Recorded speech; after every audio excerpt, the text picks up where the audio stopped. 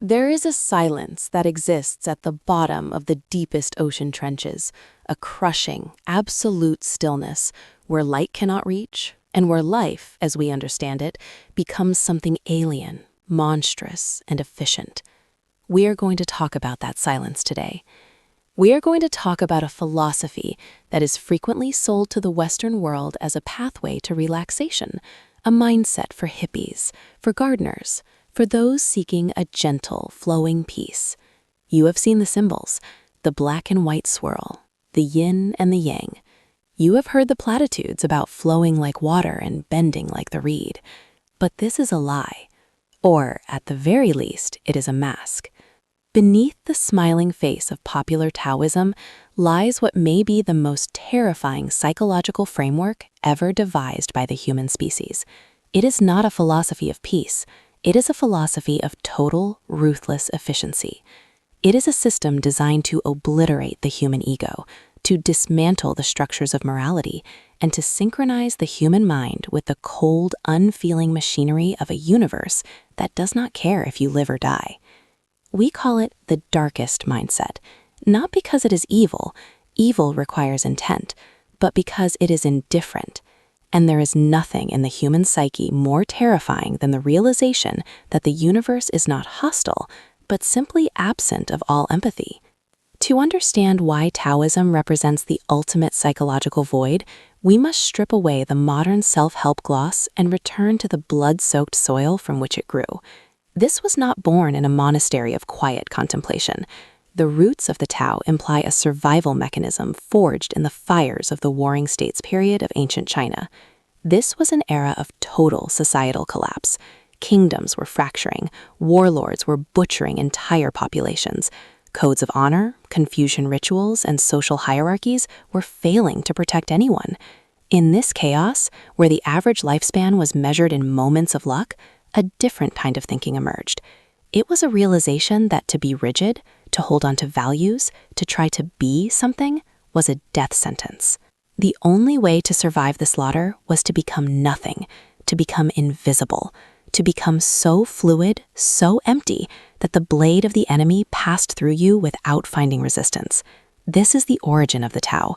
It is the psychology of the survivor who has looked into the abyss, seen the futility of human struggle, and decided to stop struggling, not out of surrender, but out of a predatory need to align with the destructive forces of nature. Let us begin with the concept of the Pu, the uncarved block. In traditional texts, this is described as a state of pure potential, a return to simplicity. But let us look at this clinically. What does it mean to be an uncarved block in the context of human psychology? It means the erasure of personality. Our personalities, our likes, our dislikes, our memories, our traumas, our ambitions, these are the carvings. They are the scars and the shapes that define us as individuals. To return to the uncarved block is to undergo a voluntary, radical depersonalization. In clinical psychology, depersonalization is classified as a dissociative disorder. It is a defense mechanism where the mind detaches from the self to endure unbearable stress. The subject feels like an observer, a ghost in their own machine. Taoism weaponizes the state. It suggests that the self is a parasitic construct, a hallucination that drains our energy.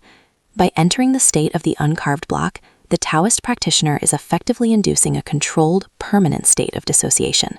They are removing the I from the equation. Imagine a soldier on the battlefield.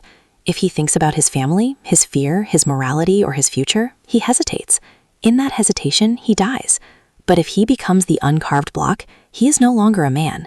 He is a biological mechanism reacting to stimuli. He pulls the trigger not because he wants to kill, but because it is the path of least resistance. The action happens through him, not by him. This is the dark heart of Wu Wei. Wu Wei. Action through inaction. Effortless action. This concept is arguably the most misunderstood idea in Eastern philosophy. It is rarely explained for what it truly is: the perfect economy of violence. To practice Wu Wei is to move with the same inevitability as gravity. Gravity does not try to pull you down. It does not hate you. It does not plan. It simply is. And because it is, you fall. The Taoist master seeks to become like gravity. Consider the psychological profile of the high-functioning psychopath. We look at the dark triad of personality traits: narcissism, Machiavellianism, and psychopathy. A key component of psychopathy is the lack of emotional resonance, the ability to act without the friction of guilt or empathy. Wu Wei, when taken to its absolute logical extreme, replicates the behavioral output of the psychopath, but arrives there through a spiritual backdoor. The psychopath feels nothing because of a neurological deficit. The Taoist sage feels nothing because they have philosophically transcended the utility of feeling. The result is identical, a total detachment from the consequences of one's actions. If you burn down a forest, you are a monster. If a lightning strike burns down a forest, it is nature. The Taoist seeks to become the lightning. This removes the burden of conscience. If you act in accordance with the Tao, you are not the perpetrator of the act. You are merely the vessel for the universe's unfolding.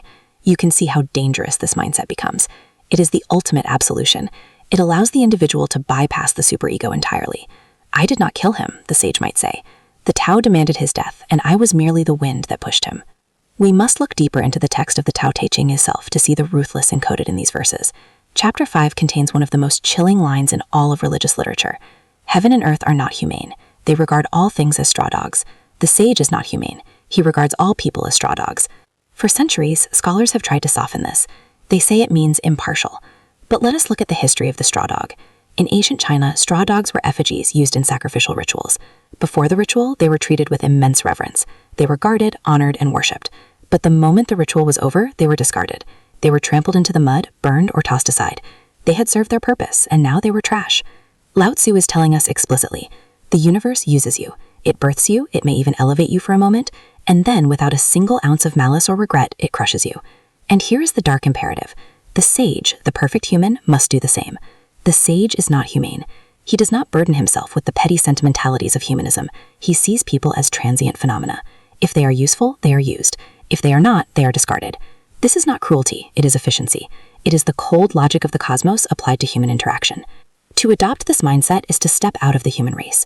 It is to look at your children, your spouse, your friends, and see them as temporary aggregations of matter, straw dogs waiting to be trampled by the march of time. To truly internalize this is to walk through the world with a sheet of ice around your heart. You become untouchable, yes, but you also become something distinct from human. You become a force of nature. Let's analyze the concept of flow. Positive psychology loves the concept of the flow state, that zone where time disappears and performance peaks. We see it in musicians, in athletes, in chess grandmasters, but we also see it in berserkers. We see it in the eyes of a shark. The flow state is, neurologically speaking, a state of hypofrontality.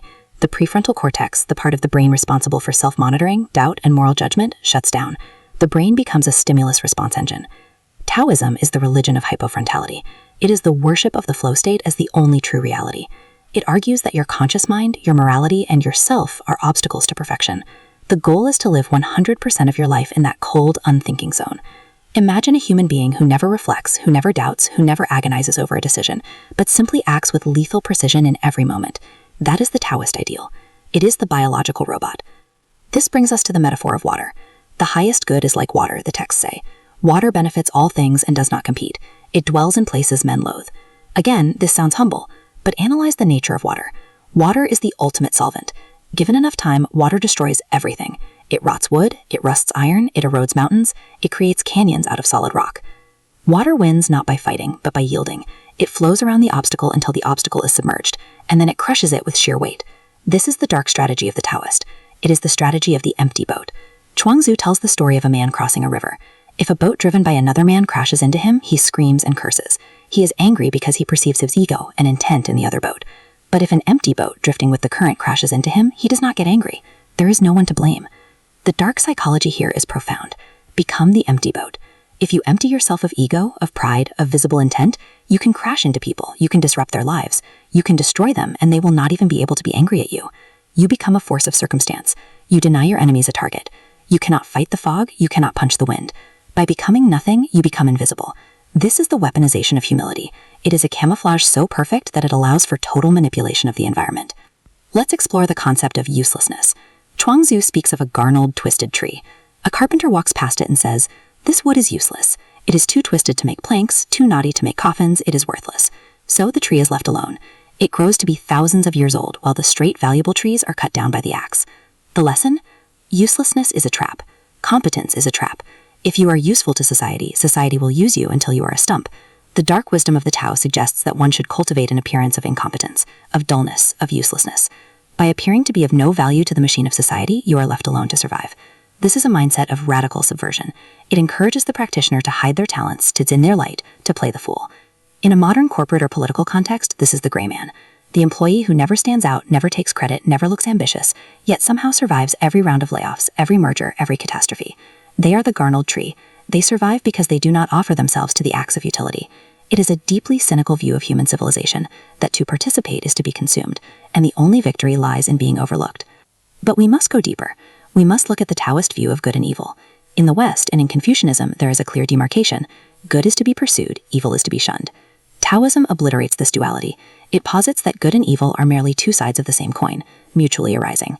You cannot have one without the other. When people see some things as beautiful, other things become ugly. When people see some things as good, other things become bad. The implication here is terrifyingly nihilistic. The Taoist argues that the very pursuit of morality creates immorality,